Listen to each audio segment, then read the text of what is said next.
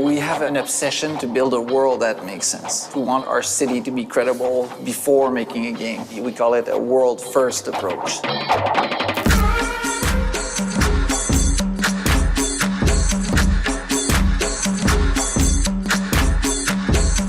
It's really important for us to create a city that feels alive. We speak a lot in Watch Dogs 2 about the world being a simulation, and that's really the fundamental aspect of it. We wanted the world to be non-player centric, meaning it will live without you being there.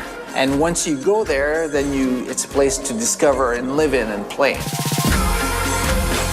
The world of Watch Dogs 2 was a big challenge because it's twice as big as Chicago was. So we have the Marin County, more organic at the north. We have Oakland, we have San Francisco, and also Silicon Valley. Each region has its own flavor. So San Francisco is the more colorful, Mission District is more Mediterranean revival. The variety with the architecture in San Francisco is huge because it's the quintessence of each district.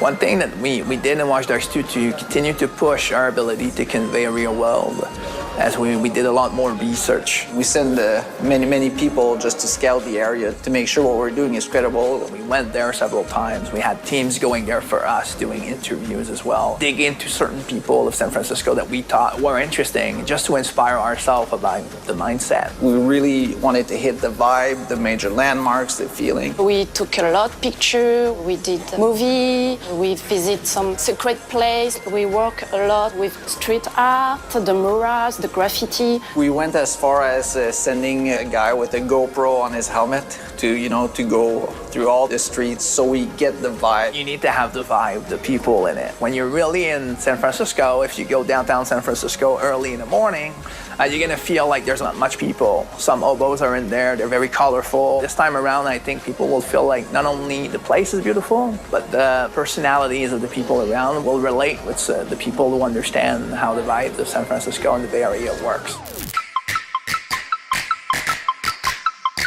One of the things I wanted to push forward in Watch Dogs 2 is make sure that the world would offer many different stories, many different things to discover. The whole progression of the game is about world exploration. If you're walking in Watch Dogs 2 in the city of San Francisco, you don't know what you're going to find, and you don't know what type of gameplay challenge will be there. But if you start digging around and looking at people, digging into secrets through hacking, then you can find missions, certain stories. So there's big operations you do where you're gonna reveal the truth on something big and have impacts and get followers. But you can also do the same thing and the same loop with smaller operations. And these will dig into more like specific subject matters, like exploring gentrification in San Francisco and tied with technology, or dig into certain mysteries and interestingly inspired stories about hacking and these kind of stuff. And on top of that, then you can do the activities. So e-kart racing, sailboat racing, drone challenges, dirt bike as well. If you open your phone, you can do Scout X, which is basically visit the landmarks of the Bay Area. So you're exploring the world, and now you're finding stories that you can do. The NPCs in Watch Dogs 2 are closer to a simulation, meaning if you don't exist, they will be doing things together without you actually, needing to interact. So they can fight, they can bicker, they can interact, and that can be used to take advantage in gameplay moments. Certainly is a living world to wander around in Watch Dogs 2, and I think that when players start messing around with the people around, not only it's a living world, but it's an interactive world. Like being able to wander around in an open world is a place where players want to get surprised. And I think Watch Dogs with Seamless Online have an extra way to surprise players, like by other players. We really wanted to include co-op because you're part of DedSec. You can basically explore the whole world in co-op. Being with your buddies, doing things with them, partaking in stories about DedSec was really important, so co-op is fundamental to that. And it's all over the place, right? It's not just co-op and missions. That's new and it's great, but it's also bringing back the invasions, but with the new mechanics. We have a new form of invasion we call the bounty. So we have something called the DedSec events.